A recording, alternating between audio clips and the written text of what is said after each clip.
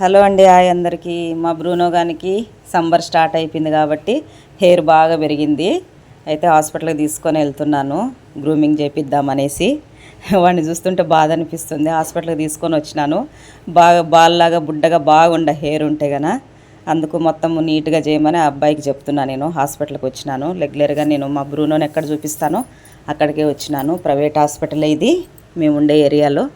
అది చూడండి, చాలా బాధ అనిపిస్తుంది. మొత్తం తీసేస్తున్నాడు అనమాట హెయిర్ అంతా మొత్తము.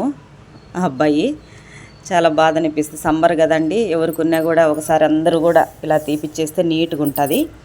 అలాగనే హాస్పిటల్లో ప్రతి ఒక్కటి దానికి ఫుడ్ ఐటమ్స్ అన్నీ ఇక్కడ దొరుకుతాయి, బాగుంటాయి. డాక్టర్ గారు కూడా బాగా చూస్తారు ఇక్కడ, చాలా బాగా చూస్తాడు. అంత గ్రూమింగ్ అంతా అయిపోయింది. ఇప్పుడు వచ్చేసి వాష్ చేయాలని మొత్తము ఆ అబ్బాయి దాంట్లో పెట్టేసినాడు తొట్టిలో. వాటర్తో అంతా మొత్తం మంచిగా స్నానం చేపించేసి డ్రై చేస్తున్నాడు అనమాట.